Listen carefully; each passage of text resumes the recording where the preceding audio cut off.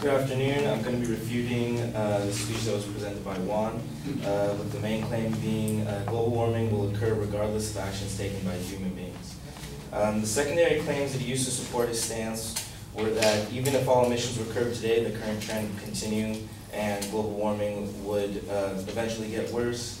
The second claim they used was global warming is largely caused by natural phenomena. And the third secondary claim being global warming will occur in twice the amount of time, even if humans stop using all the all the greenhouse gases that they are at the current time.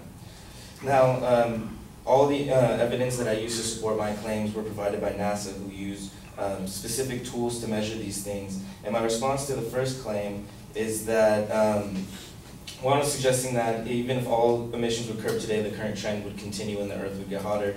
Unfortunately, that wouldn't be true because at the current rate, we're dumping about 2 billion tons of carbon dioxide just into the ocean, which is absorbed out of the atmosphere.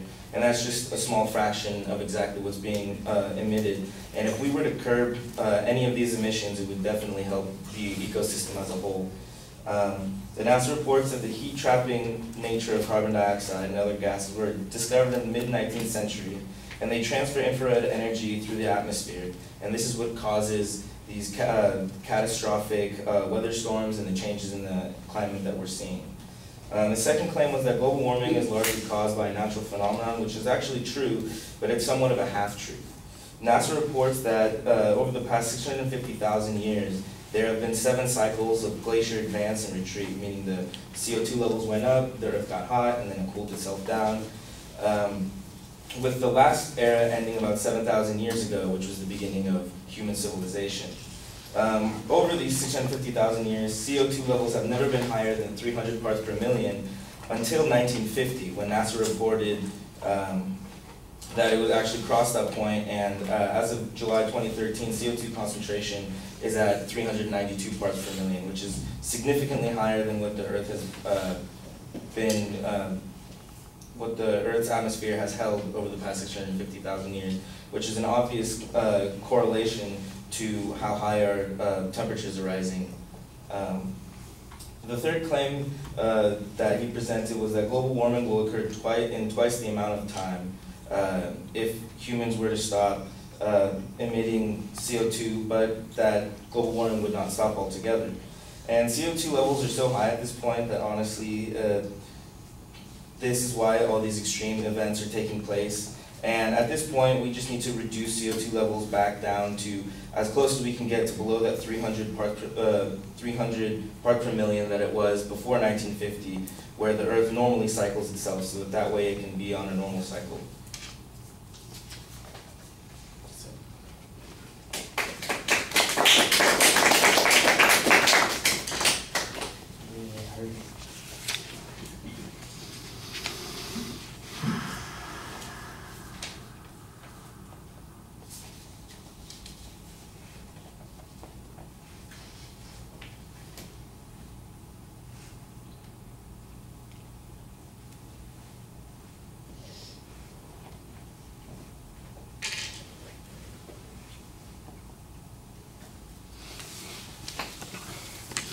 All right, well, you identified the claim and the secondary claims pretty clearly, so that structural stuff is all fine. On the first point, you basically are giving us background information, and you do claim that curbing it would be helpful, but the only evidence that you provide is information that shows how CO2 is influencing the atmosphere and producing some of the events that you were describing, but there's nothing that says reducing it would produce a excuse me.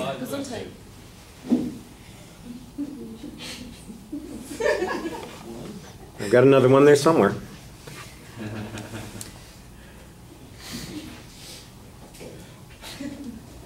On 3. Okay, it's not going to show up for the moment.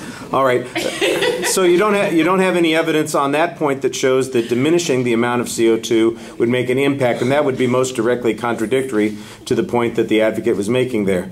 The transition to the second point, you say, well, it is true, but it's a half-truth because there's an argument that says that there is a natural occurrence, but that we're outside of the normal range. And you have some good information that talks about the amount of CO2 in the atmosphere, 300 192 parts per million is where we are now. That's higher than it's ever been.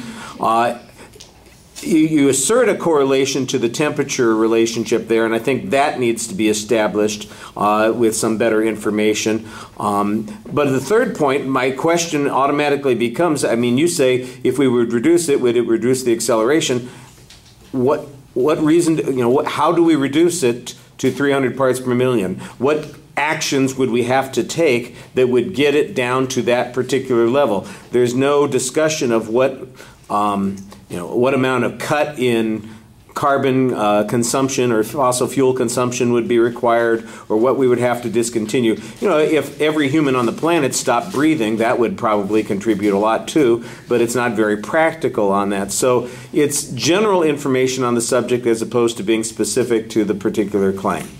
All right, thank you. And now we appear to